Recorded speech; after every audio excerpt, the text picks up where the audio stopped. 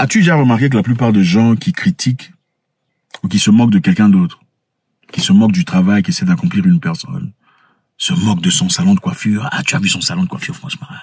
Elle aussi pense avoir quelque chose. C'est quel genre de salon, ça? Ah, elle aussi, vraiment, elle part à Dubaï, mais il faut voir les histoires qu'elle apporte. C'est comme si elle achète chez les Chinois et puis mélange avec les histoires de Dubaï.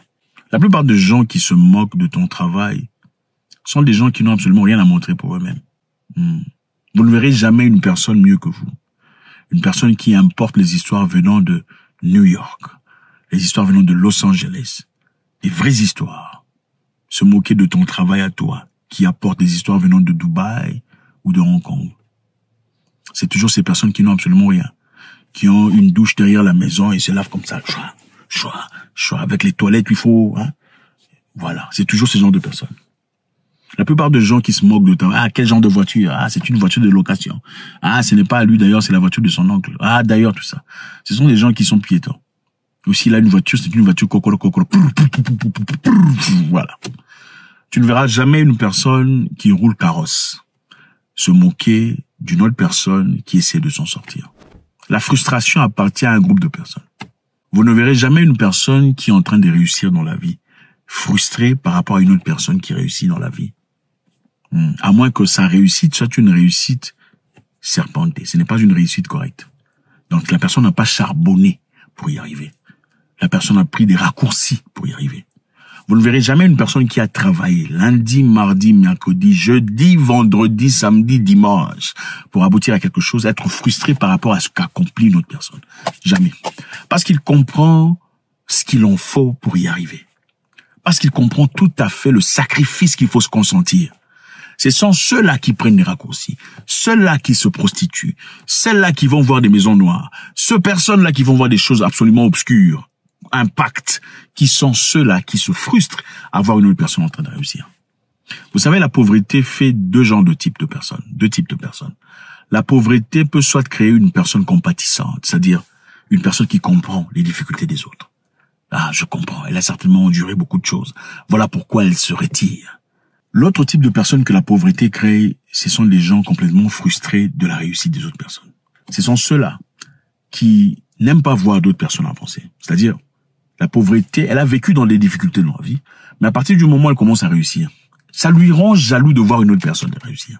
Quand elle a une opportunité de vie, elle veut que ce soit seulement elle qui réussisse. Elle préférait voir d'autres personnes venir lui demander, venez, hein, chef, tu vois, je suis en difficulté, ma femme est malade, elle est enceinte, mes enfants ne sont pas bien. Au lieu de te montrer comment aller pêcher, il préférait te donner, toi, un petit morceau de poisson. Sinon, vous serez la même chose. Je répète, la pauvreté crée deux types de personnes. La pauvreté crée de gens qui sont contents de voir d'autres personnes réussir dans la vie et sont prêts à vous aider parce qu'ils vous ont vu chavirer. Et d'autres types de personnes qui, généralement, dans l'autre côté des francophones pour la plupart, oui, il faut vous le dire, hein, sont ceux qui n'aiment pas voir d'autres personnes réussir parce qu'eux ont souffert dans la vie. Donc, ce sont ceux-là qui, quand ils vous regardent, ah, ça, ce n'est pas un vrai Gucci, ça, c'est un fake. Ah, ça aussi, c'est une femme. Mais comment moi, je pensais qu'elle avait une jolie femme? Ah, lui aussi, vraiment, c'est comme s'il n'a pas, c'est toujours des gens comme ça. Pourquoi? Parce qu'ils ont vécu toute leur vie dans la pauvreté. Et ils ont l'impression qu'il n'y a pas assez de ressources. Ouais.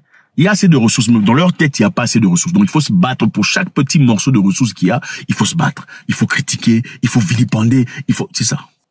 Il y a un groupe de gens qui, à travers la pauvreté, deviennent des gens bien. Ils ont réussi. Ils réussissent. Ils veulent aider les autres à réussir et à avancer. Il y a un autre groupe de personnes qui, quand ils réussissent, ils veulent rester au top. Ils ne créent pas d'autres leaders. Ils veulent rester les leaders. Ils veulent rester royalistes. Ils veulent qu'on les célèbre. Comprenez le genre de personnes avec qui vous êtes en train de dealer. C'est la première chose à faire. Deuxièmement, apprenez à vous séparer.